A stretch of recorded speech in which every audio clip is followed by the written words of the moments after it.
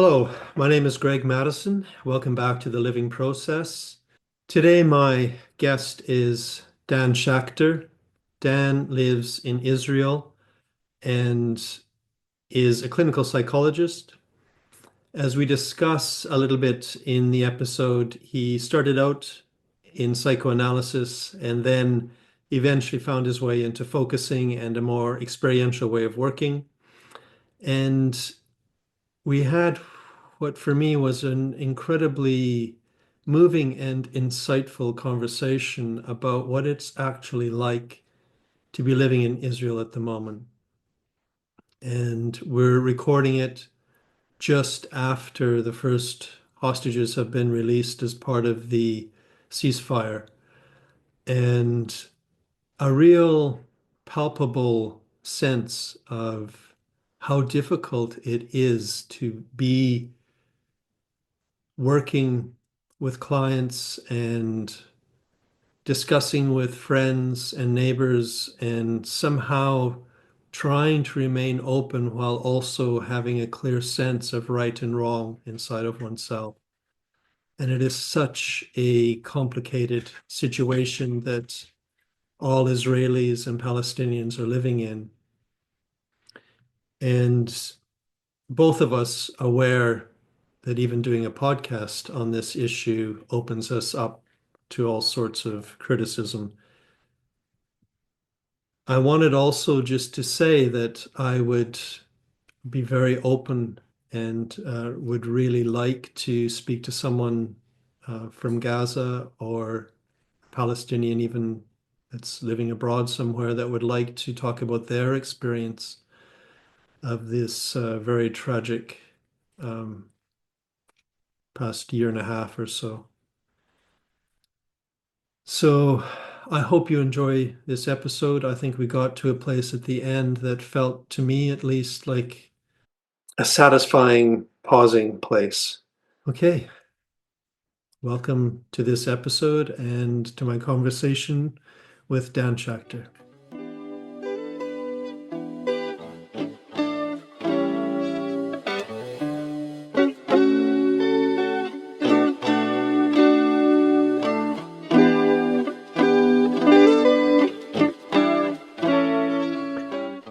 So welcome back to The Living Process, and this time I'm happy to say my guest is Dan Schachter. Welcome, Dan.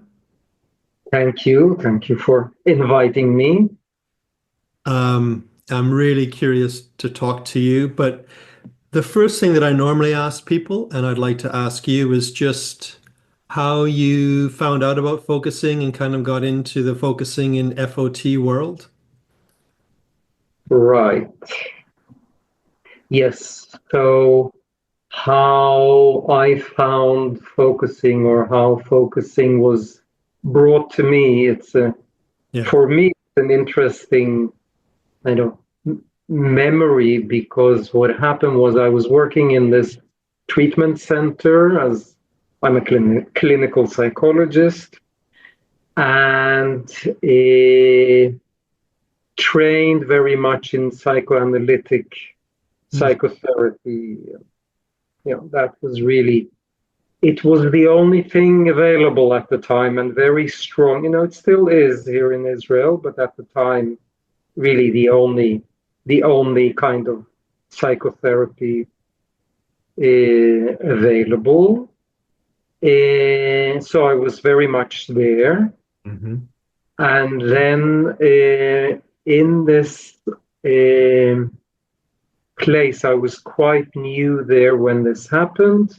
A colleague, a psychologist, who is now my very close and dear friend and colleague, and traveling very much on the same journey, but at that time we just met. Mm-hmm. She brought me this little, pocketbook and said, I think this might interest you. And that was the focusing book. Mm-hmm. And coming from where I was at that time, I had a short look, and to me it looked like some kind of American New Age mumbo jumbo. And I just gave it back to her and said, thank you, but not thank you, but no thank you. So that was kind of one might say, the expected reaction from someone like me at that time. The strange thing, which I really cannot explain, is that sometime afterwards, I have no memory of why or how long after, but I said to her, you remember that book? Why don't you bring it back and let me have a look at it? That was the strange thing. And that really describes my experience, and I like to tell it that way. The book she brought then was a different book. Of course, it was the same book, but to me it was a different book. And yes, I really, as one might say, the rest is history. It really caught me. Mm-hmm. So I still don't understand exactly what happened. I really don't. Yeah. But that's what happened. Yeah. So something happened between the first looking at the book and the second looking at the book. At some level. At some level. Something changed. Right. Yeah. Right. And I've done some focusing on that, trying to kind of fill in that gap, but not really being able to. It still is some kind of a gap, an opening. Interesting. Curious. It's also interesting to me that I wouldn't initially, I mean, of course, I know it's happened, but I wouldn't initially think that someone trained in psychoanalysis would, at least on first glance, be that interested or open to something like focusing. It would seem not very rigorous or something, maybe. Yeah, no, yeah, too different, too strange. Yeah, right. So what happened next? You somehow, the second time you took to the book? I took to the book. I read the whole book. I felt I had to start experimenting with this. I was up against this thought that those two worlds cannot meet, cannot be combined. Mm-hmm. But on the other hand, the feeling that they just have to. And there was no way to learn focusing from anybody in Israel at that time. Ruhama, my friend, since she had studied in the States, in California, psychology. Okay. With different direction, different culture. She had a course there led by John Wellwood on focusing as part of her training. So that's how she knew it. Okay. And then she had come back to Israel, and so that's how she knew it. And there was nobody doing focusing, there was nobody teaching focusing, so I just had to start out on my own from just, on the basis of that book. And I started doing a little bit of work with myself and trying with clients, and it just started taking on a life. Wow. I got an invitation in the mail. It was still at the time when we got letters in the mail. This happened in around 93 that I was given the book. Okay. So, and then I got an invitation to a trauma conference, and it said that one of the key presenters will be someone called Peter Levine that I hadn't heard of. And at the time, I wasn't very interested in going into trauma therapy, but it said that what he had developed, somatic experiencing, was based among other things, was based on focusing. So that's why I went to that conference and met Peter Levine. And after that, the first SE training happened in Israel, and I joined that. So I did the SE training. Mm-hmm. And only after that, when I felt I also wanted to start teaching and knowing more in depth, did I do courses in focusing. That was after SE. It was kind of a roundabout process. I'm curious what happened to your psychoanalysis during all of this. Yeah. How to say that in just one sentence or two? It has become a complex and interesting relationship. Mm-hmm. Somehow, sometimes I say it's a love-hate relationship. So I've become very critical to many parts of psychoanalytic practice and what has become of it, but also today psychoanalysis and psychoanalytic psychotherapy is not one thing. There's so many schools and directions, and I now know some of them quite well, but I do some sort of integration. In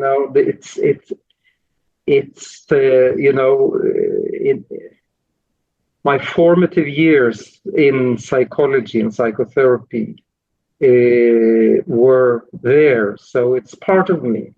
Mm-hmm. And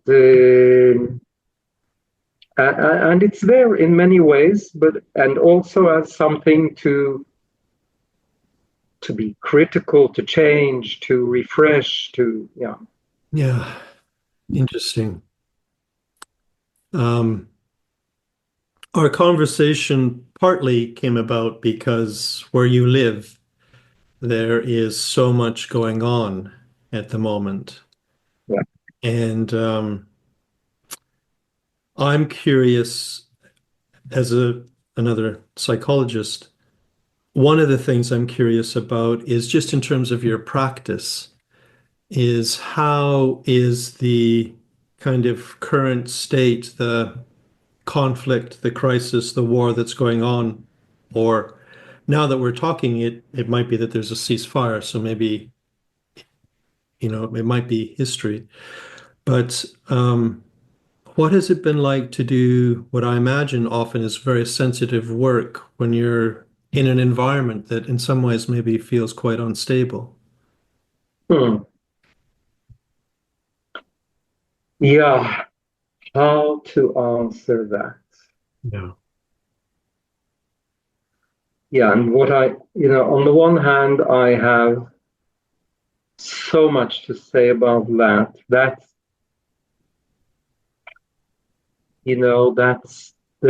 the situation we've been living in since last October 23.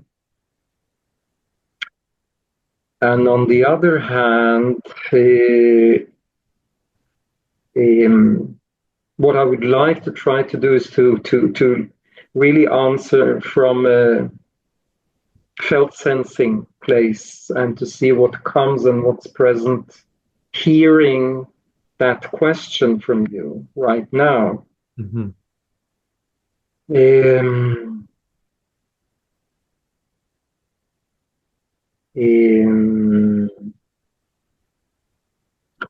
So yes, you mentioned there being a ceasefire. So as of yesterday, there is a ceasefire.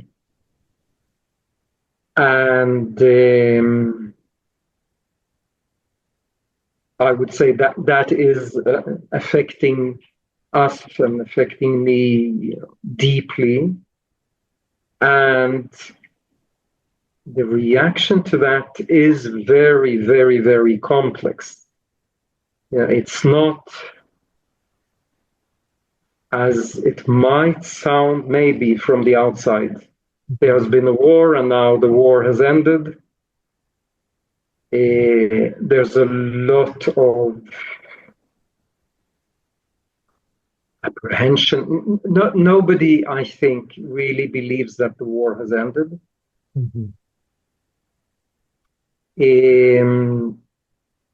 Part of what is happening, as that started yesterday, 3 hostages were released, Israeli hostages.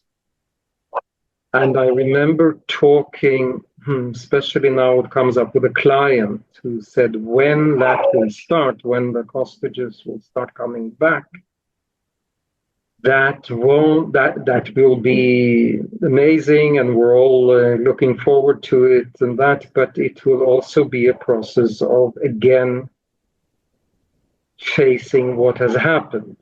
Yeah. And regarding, so that the Israeli side, and then there is Gaza, and right now my feeling, my sense is, first of all, huge relief for Gaza. No matter somehow to say no matter what happens, no matter, but in some way, regardless of what happens, each hour, each day of not war for the people in Gaza is, such a blessing. Yeah. Now, they are also facing not just the end of hostilities as of now, but the reality of what has happened there. People have been displaced now, starting to come back to where they used to live and finding rubbles and destruction. So it's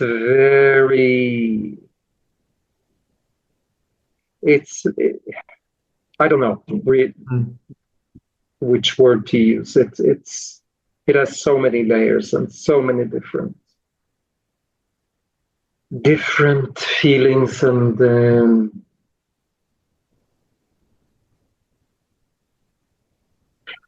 there is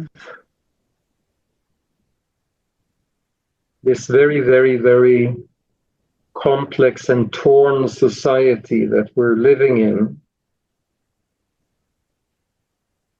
So anyone you would talk to and ask that questions, you would hear a different story. Yeah. And different feelings and different perspectives and angles, and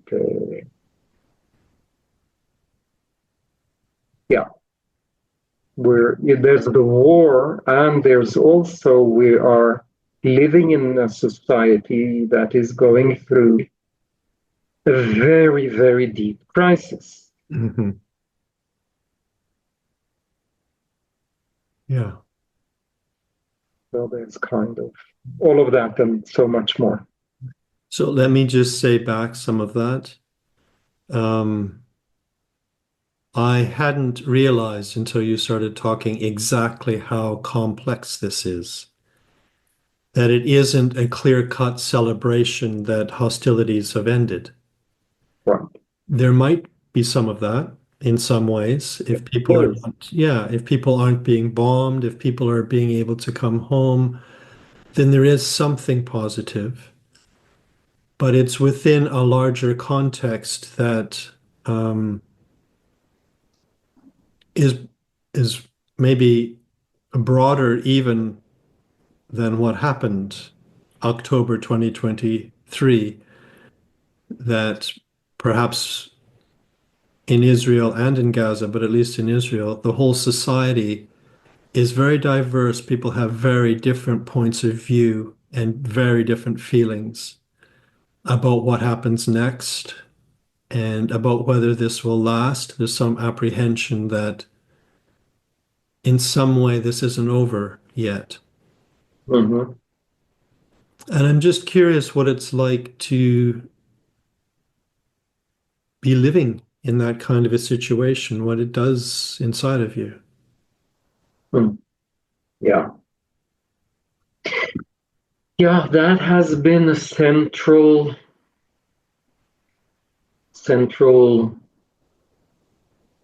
theme in my process during this time. How it is to live in such a situation, how it affects me, how it is to work, how it is to be a therapist. Yeah. And so focusing, felt sensing, Hmm. TAE, the philosophy of the implicit, for me, throughout this time, have been immensely valuable resources on a daily basis for myself, working with myself, doing focusing with my focusing partners, and in my work with clients.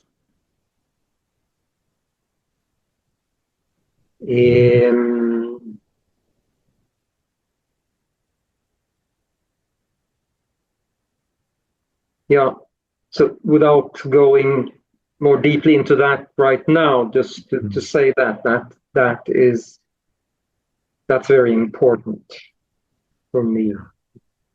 That the experiential depth of working and thinking in this kind of situation has been a godsend in some way. It's been very useful. Very useful. Yeah, crucial. Okay. Yeah, Yeah. yeah.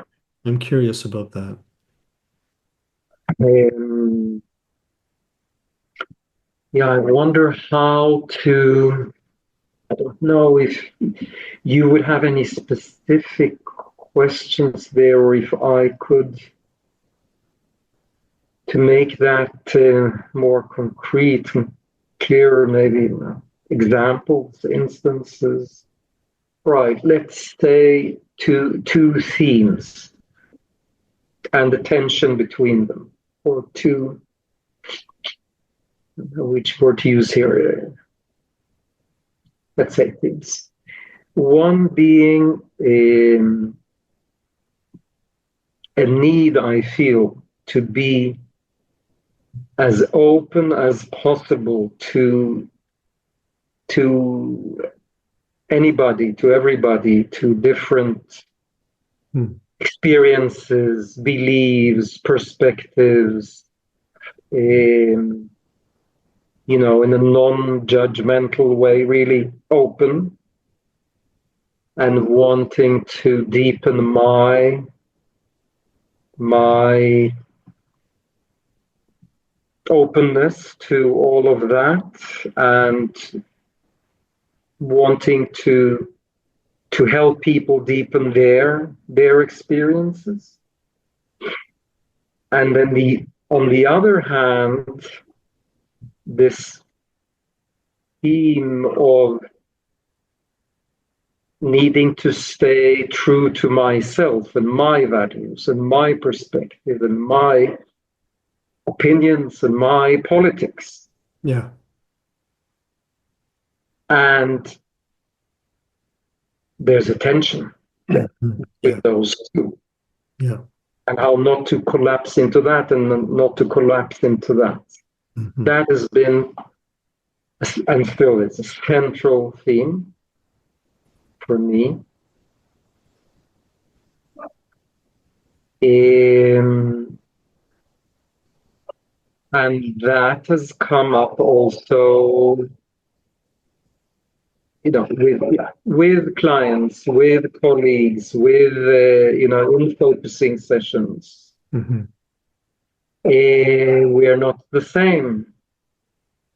Mm-hmm. As I said before, that is of course always true, but my experience is that in this specific situation and society, it is sometimes even extreme, the differences. Yeah. And someone, even among friends, family, colleagues, clients, someone might trigger you, seriously, your basic beliefs.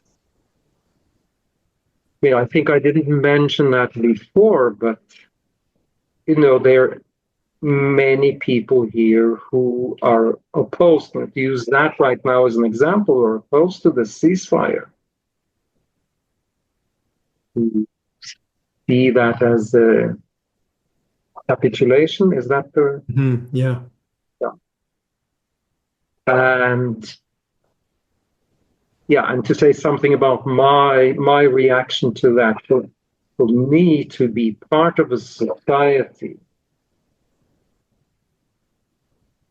in which there's not a few, but it has become more and more outspoken and more decisive in the decisions of this government.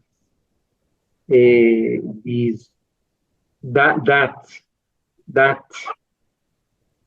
outlook, opinion, those politics of this is a just war and we need to do as much as we can to win this war, and this slogan of total victory.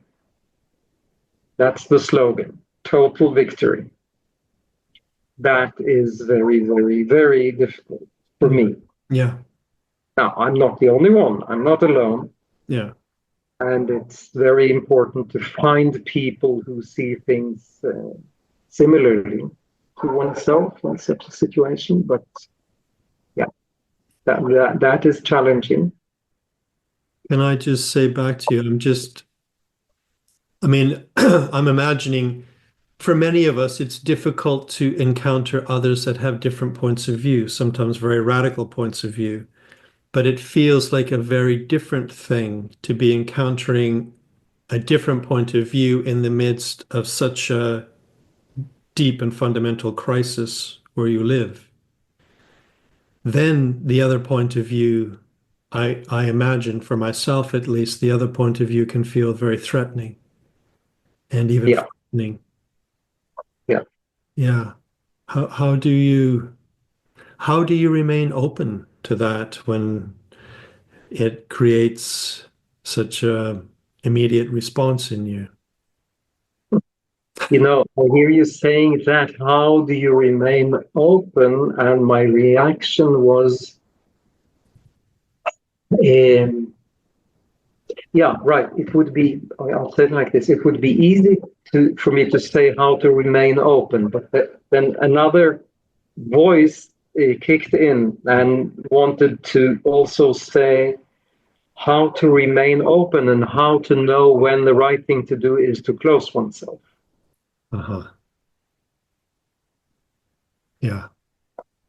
And from that part of me, that is difficult to hear.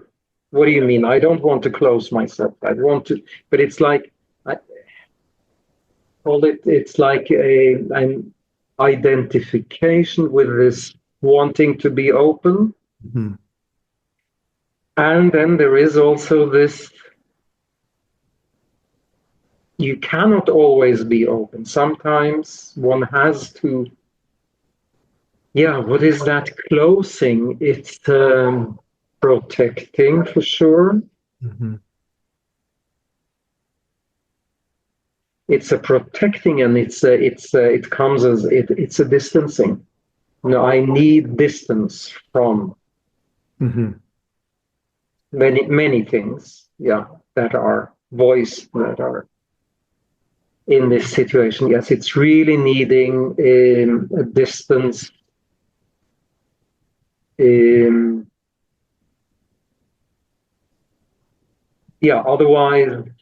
Otherwise there would be danger. There's some sort of overwhelm. Mm-hmm. Yeah, it's interesting to me when you say that it's a closing and distancing. I was also imagining, which you didn't say, that there could be a part of a person that feels like there comes a time when it's right to take a stand that implies showing the other person a different point of view or showing the other person another way of thinking or something, somehow making a claim on the interpersonal space that you also are there and wanting to have that space preserved. Yes. I don't know how that sounds to you, if that's a part of your experience or. Oh, yes, very much so. And two examples come up. Mhm.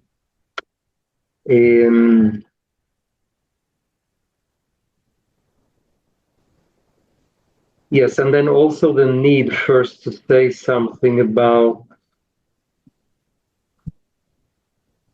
yes, this what came up for me in the focusing session, and then I wrote something about that in that post that you saw on the focusing on the discussion list. Yeah. The image of a minefield and that and yeah, the context of that, just to say that shortly, was that someone wrote that TIFI, the institute,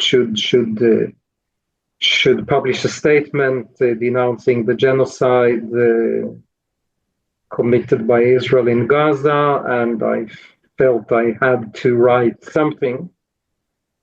Couldn't stay silent to that, and did some focusing, and there was right away a very powerful image of, I just saw a leg stepping down, touching the ground, and being cut in pieces.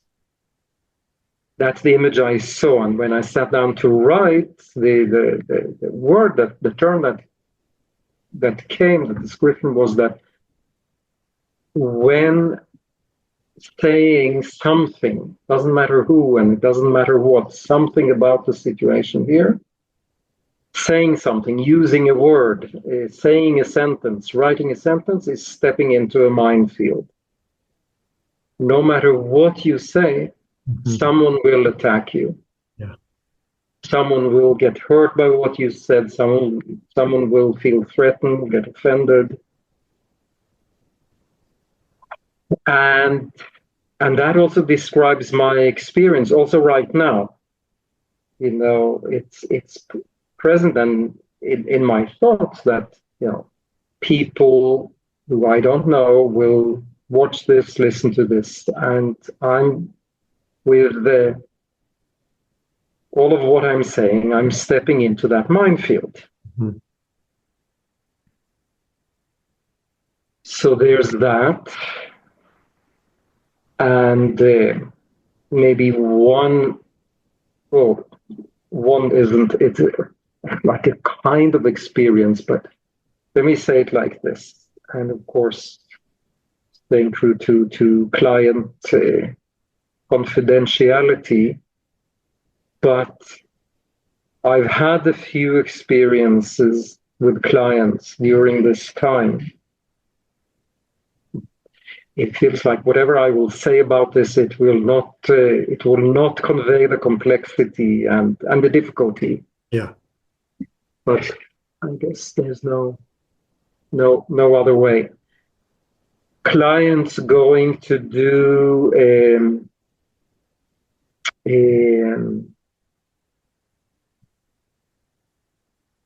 to join as soldiers fighting in Gaza while being in therapy. Wow. Okay. Now that was different in the beginning of this war as compared to the last months. Okay, I need to probably open up a parenthesis here. I am part of a group, again, said this shortly, called PsychoActive, which is mental health professionals for human rights and against the occupation. And one of our main issues there is, the issue of therapy and politics and neutrality versus taking a stand, and how to navigate that as therapists. Yeah. Okay. Close parenthesis there, and big jump. With some clients, I made a decision at some point to open up, to say something about how I see this situation, and making,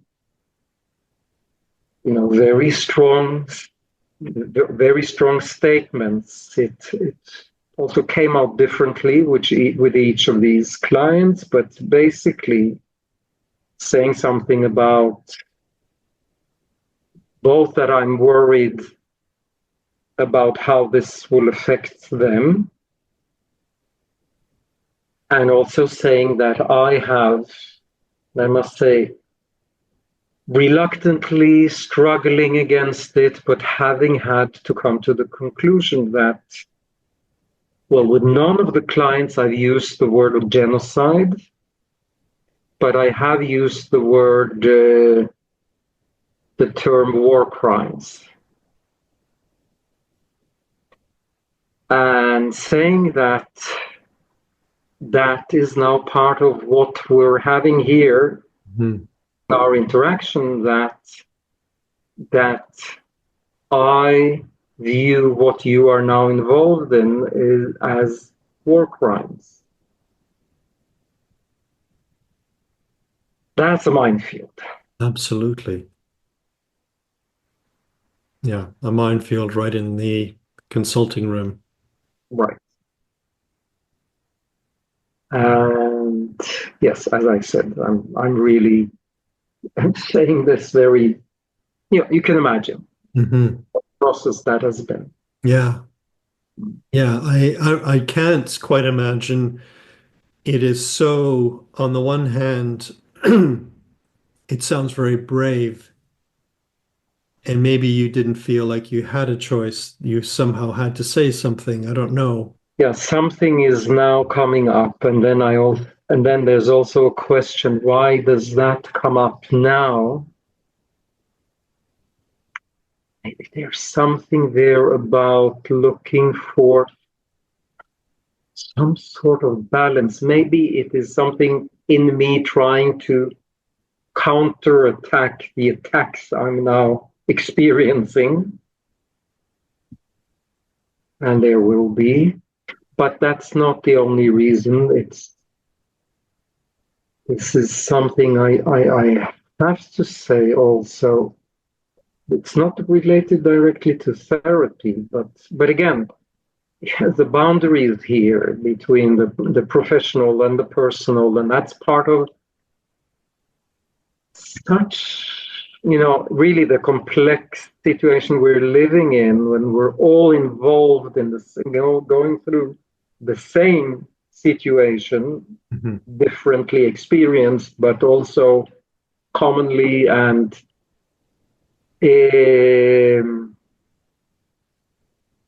sitting in the consulting room, and both of us knowing that at some point an alarm might sound and we might have to go to the shelter. I was just thinking about that. I don't think it ever happened that I had to go to the shelter with a client during a meeting. It happened at least once during breaks. That did happen once some years ago when I was working in Tel Aviv. But that was present all the time as something that might happen. One informs clients about where do we go, where is the shelter or the safe room.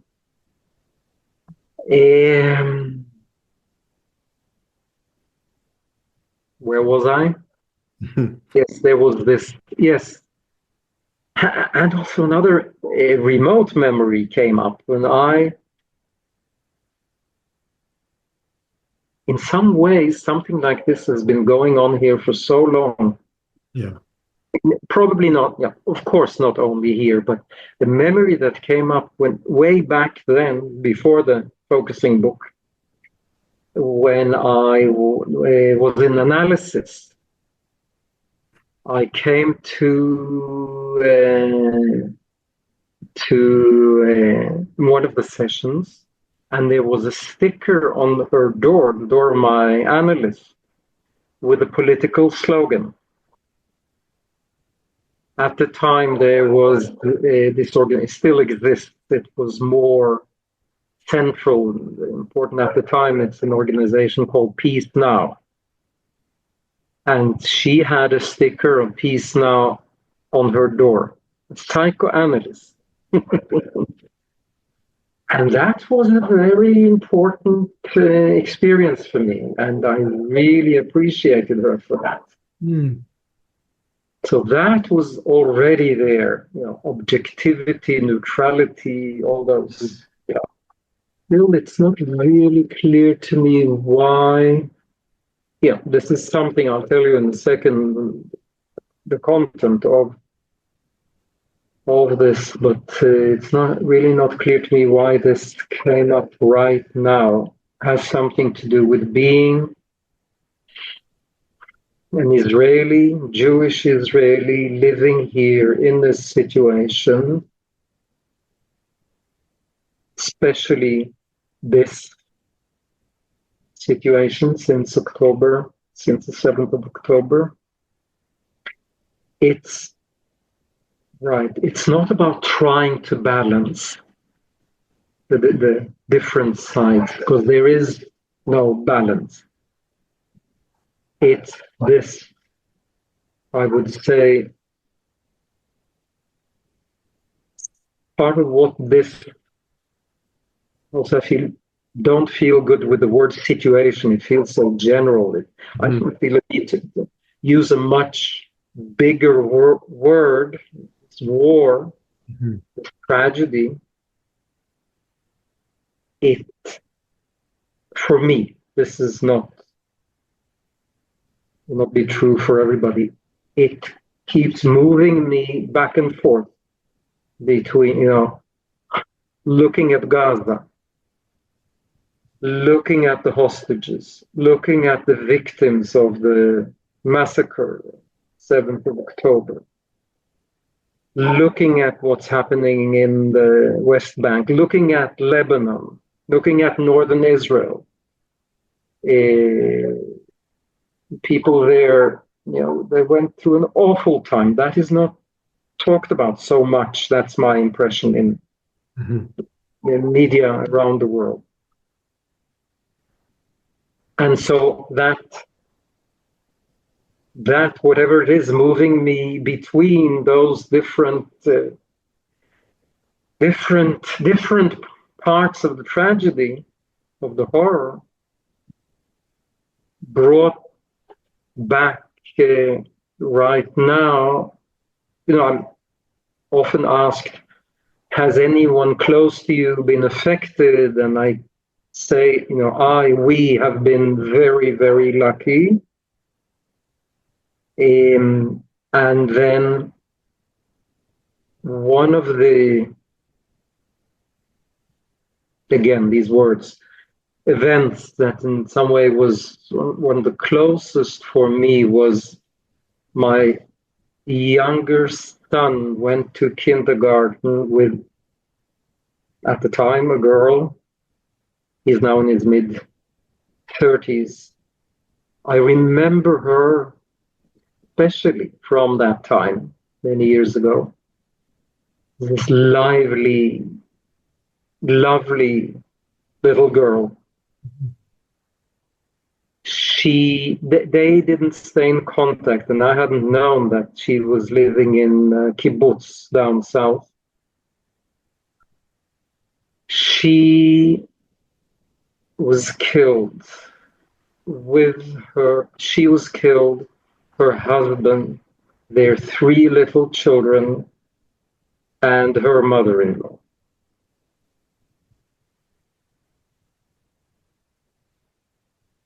And this is, just one example.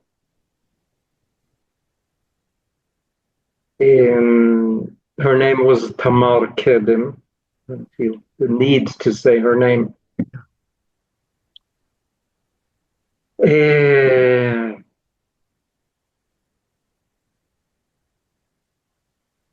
My older son lives with his family also down south.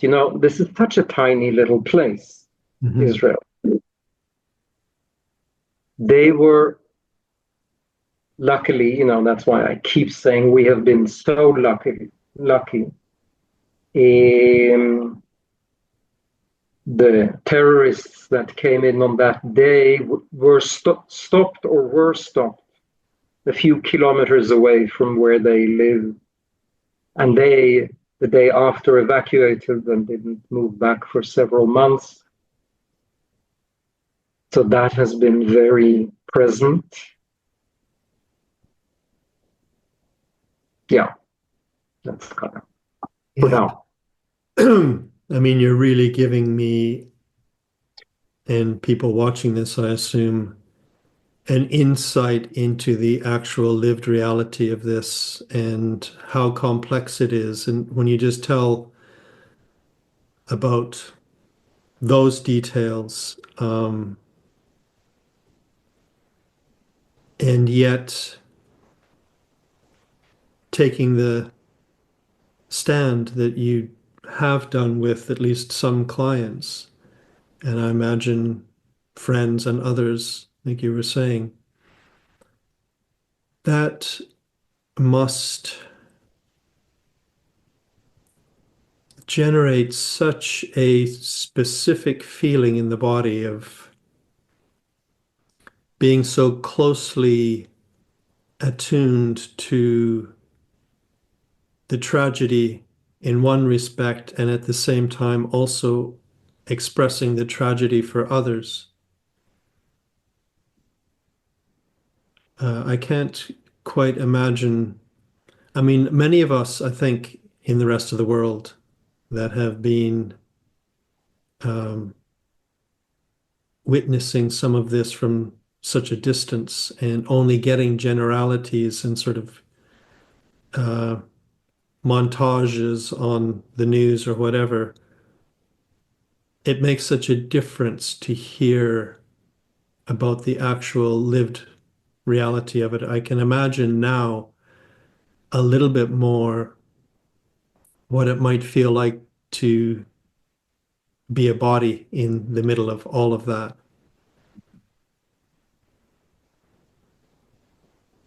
You're saying to be a body, and that brings up, I'll tell you a little bit about a focusing moment. Yeah, that's really the right way, because it wasn't a session. I was driving back home from Haifa, driving on the highway, the Mediterranean on my right side, the Carmel Mountain on the left side. And something, while I was driving, I didn't have any intention to focus, right? Mm-hmm. But something like hit me so strongly, I had to stop the car at the side of the road. Like, I couldn't wait till the next whatever gas station or parking lot. And it was again, what word to use? A feeling, a sensation. As a focusers will understand this. Yeah. And, simultaneously, a feeling, a sensation, a realization, a thought that this living through this is changing my body in a very tactile, physical, concrete way. That's what it felt like.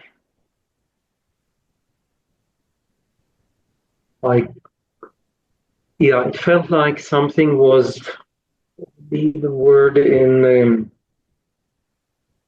English, like something that is a very strong force, like when you work on concrete to break it, or something boring into maybe my body and changing it, like a mix of in a very strong and powerful way, and also very gradual.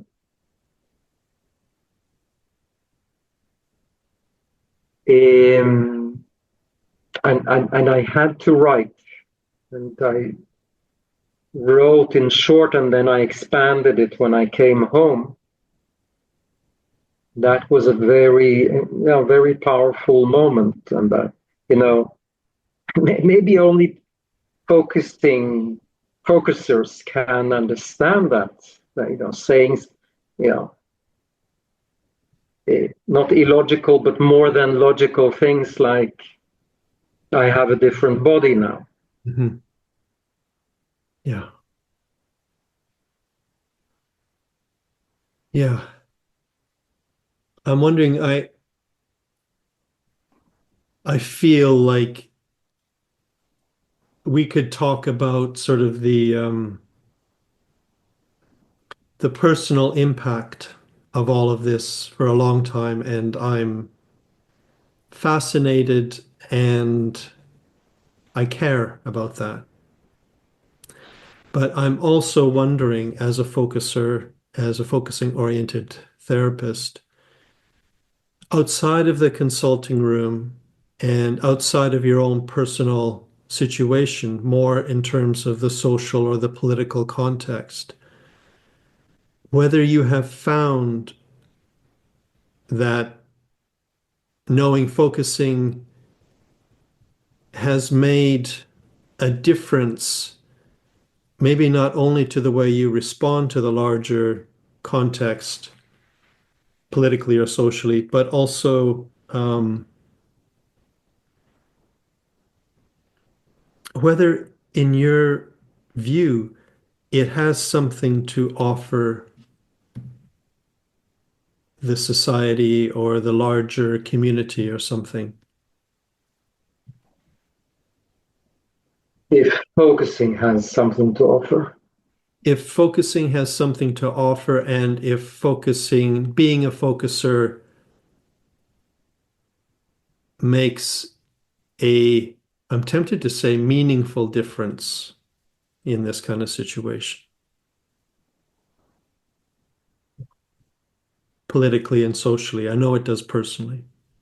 Right. So it makes a meaningful difference to me. And then there's the wider perspective. That's what you're asking about, right? That's right. Yeah, that it's not an easy question. It's not an easy, doesn't have, I think, one answer. One thing I can say is that in participating, let's say, in conversations, discussions about what's happening, what we're going through, when I have been able to, I'm not always able to, but when I have been able to relate, I want to say not only in the regular way, regular talking, regular words, regular thinking, but in a more felt sensing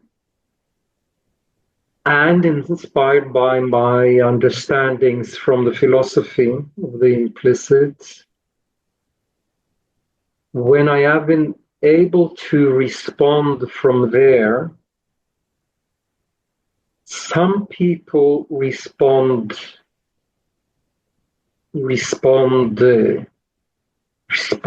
positively to that. It makes a difference to them. It opens up something new. Not everybody. Yeah. Some people do. And what is that responding, that kind of responding? Well, it's first of all the slowing down, the taking time, asking for time, saying, give me some time, I can't respond right away. Then I would respond with, all these ready-made words. And then saying something, remind me of something that was mentioned in one of the discussions on the list about TAE, really this central part of TAE, the question, what do you mean when you use that word? Mm-hmm. And not only throwing the word back and forth. Mm-hmm. Yeah. To some people, that has been meaningful and new. I really feel there's an opening there. Mm-hmm. And people, as you know, are not used to thinking, talking that way. And is that what you meant when you said that the philosophy as well has been helpful to you? Is it sort of in that way of kind of opening up words and trying to get the deeper sense of them and not assuming that you know what someone else means? Yes, yeah. Yes. That also, but maybe we won't go so much into that right now. Of course, also in professional exchanges, mm-hmm. which outside of the focusing world, I find so much about throwing words and terms back and forth. Mm-hmm. I find it very meaningful and not easy to find a way to bring that in. Yeah. It sounds strange. People can't relate to it. I'm very wary of not like going into a position of trying to convince people or to preach, right? Mm-hmm. And there's a fine balance there. So many things, but for example, about what words are and how they're created and how they function, and the sentence of Gendlin that I love, where he says, how does it go exactly? Words mean the change they make when they are said. Not this detached mm-hmm. dictionary kind of meaning. The change, they are the change. So what kind of change do you enable when you use a certain word? And that's so much more important than if I'm right or wrong. Yeah. Yeah, I can imagine, like everyone, I've been involved in heated discussions about particular, topics or issues that nothing's on the line except presenting your point of view or winning an argument or something. And if in those arguments you were to try to slow down and ask what a person means by the word relational or something, you can often see the other person getting quite frustrated. It's like you're slowing them down and they're on a roll. And it can be very, it's not always a welcome intervention. That's right. Yeah. Yeah, exactly. I'm sure you know quite a lot about that. Have some experience with that, yeah. Right? Yes. Yeah. And then that's also a thought that I've had with lots of questions around it. So that is always true. And then in a situation like this, it's in a critical situation, how can you slow down? Yeah, exactly. Yeah. There's some serious questions there. Is it right at all to slow down in situations where, I think in extreme situations where very quick action is needed? Yeah. It's not the right thing to do. Yeah. And then there are all situations in between. Mm-hmm. And then when is there an identification with this idea that one has to respond quickly, but it isn't real, and then one should try to slow. They're all the different grades and variations there, but it's not possible always to slow down. Yeah. It's not right even. Yeah. Yeah. That's why one of the reasons I was wondering, I think it's very easy in situations that might be polarized and divisive, but lives are not at stake. Mm-hmm. It's can be easy to imagine that focusing might be a very useful, focusing and listening, a very useful thing for people to know. Yeah. I'm a person who does think that, but in your situation for your whole country and your whole region,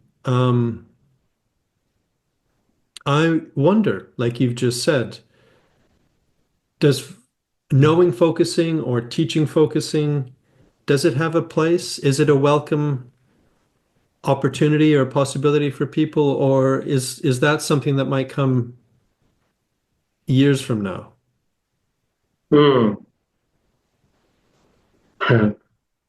Yeah, my reaction right now when you said years from now, I want to say no. Again, there's a strange thing there. There's an urgency about that. We cannot wait. Yeah. Yeah, we cannot wait. We have to do that right now. Some sort of teaching of focusing, and also what came to mind, a very close friend of mine who lives further up north. They were not evacuated, but they were under bombardment for months. She opened up, she owns a treatment teaching center. That has been a center for teachings of focusing and the philosophy and TAE for several years now. She opened up that space during the war for all kinds of activities. Among them, focusing, teaching, giving focusing sessions, inviting in teachers and practitioners. And it was an enormous resource for months during this situation. Tremendously important while being bombarded. Yeah. Well, that's nice to hear. That sounds hopeful. Mm-hmm. Mm-hmm. What, as an Israeli, what your response to all of us on the outside, what your response to our comments or input or whatever, what's it been like for you to, even on the focusing discussion list, to, I mean, I'm asking basically because I'm thinking if I was you, I might have a strong response to all these people that have points of view on my situation and yet aren't in it. Mm. Right. Another complex situation. Yeah. I'm not sure I would call that a minefield, maybe, but also very, very complex. And I don't have one reaction thought to very diverse experiences, feeling from some people that their sensitivity, openness, curiosity, care, definitely from many, many people. And then there is the strong, strong experience from people, from reading, from the media, and that feels for me like the main thing happening is that very few people can hold complexity. Yes. One has to take sides. And again, it's like fractals. Just saying that opens up more complexity, because I'm not someone who's saying not to take sides. I take a side. I have an opinion. I express my political view, my world view. But so how to hold the complexity? I mean, do you have to be for Israel against the Palestinians, or the opposite? And then the next thing is, what does for or against mean? If I am for the rights of the Palestinians, so very much of what happens on the, let's call it now, another bad word, the left. Here, the people are, where I feel very much at home and very often an outsider, very supportive of the Palestinians and the rights of the Palestinians and against the occupations. So, but does that mean you cannot criticize things done by Palestinians? Does that mean you cannot protest against Hamas and against terrorism? And the same with the other side. Mm-hmm. Does it mean to support Israel? Support Israel, does that mean that you support everything done by Israel? I'm an Israeli. I am very, very, very critical to what Israel is doing now. And I love Israel. I love the people here. I love this place, and I hate it very often. Yeah. So this again, collapsing into for and against, taking sides, and then the challenge to stay with the complexity, but without it being wishy-washy. Mm-hmm. That's also not easy. Anything goes. Again, I'm open to everything and everybody. Does that mean I don't have an opinion? I don't take a stand? I stay silent? It doesn't work either for me. Mm-hmm. Yeah, let me say that back to you, because I really resonate with that. Not just on this topic, but on many topics. But right now in our discussion on this topic, I really agree with that sentiment of being open to the complexity, but also being open to the stand that feels right within oneself. That there's a way of standing within what feels like one's own truth without cutting oneself off from the whole picture, and having some kind of a stand does not necessitate becoming simplistic and making everything into black and white. It doesn't imply that, and it so often is what happens. Yes. And the last thing I want to say, speaking to another psychologist and to another focuser, is I find it very discouraging if, as psychologists, psychotherapists, or as focusing people, all we can do is the same as what everyone else does. Mm-hmm. Mm-hmm. For me, that's not good enough. Yeah. I hold us to some kind of a different standard that with all of the work that we do on ourselves and with others, all the processing we do in focusing and learning how to hold a space and allowing a process to come and to listen to people and allowing them to have their process. If we can do all of that, then when it comes to a real world situation like this, surely we can do something better than to collapse back into a simplistic right and wrong way of viewing things. Yeah.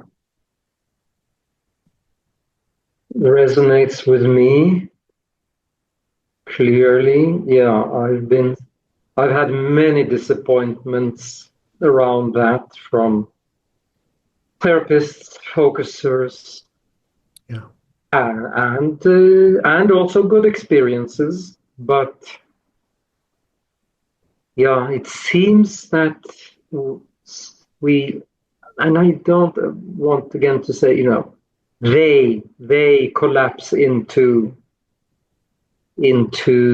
black and white. And of course, that happens to me too. Yeah. And that's apparently unavoidable. But I do want to demand from myself to try to extract myself from that after it having happened. Exactly.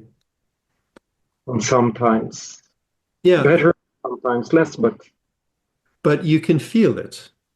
For me, at least, I know immediately when I'm doing it that I might not stop doing it, right.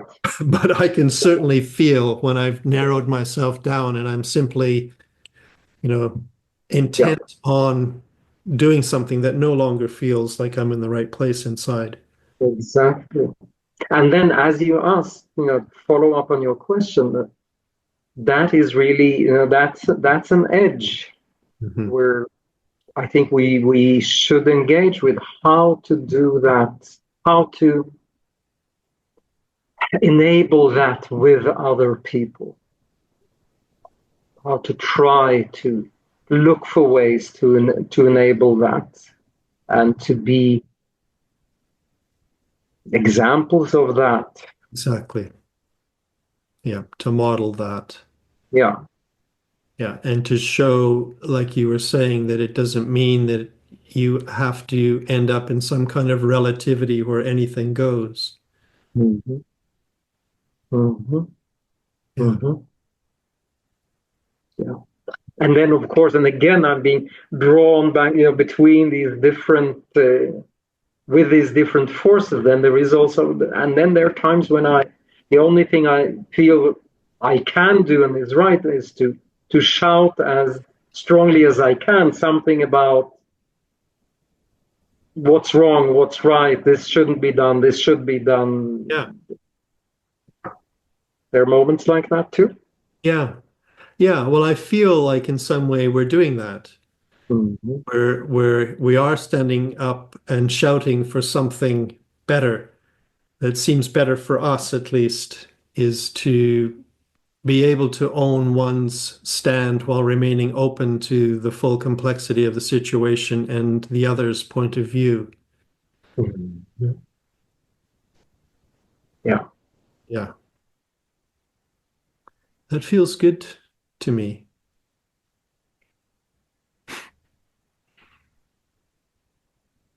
Yeah. It feels good to me too. Yeah, I'm wondering if there's something that feels, yeah, of course, there are tons and tons and tons of things unsaid. Mhm. It feels like a good place to pause. So let me just make sure and ask again, is there anything else that you would like to say at this point before, Hmm. before we finish?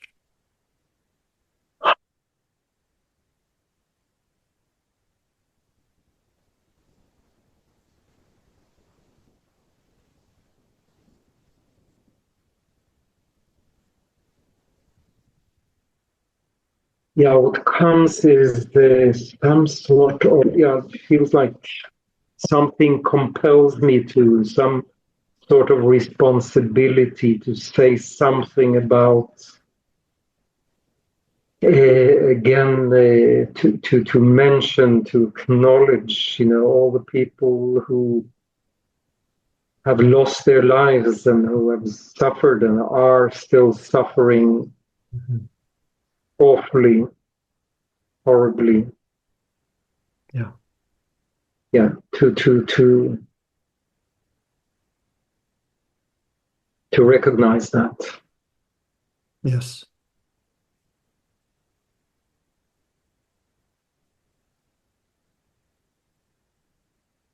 Yeah. Thank you. Thank you. Yeah, I'm grateful for this conversation. Me too. Okay. Okay. Take care and thank you very much. Thank you. Take care. Bye for now.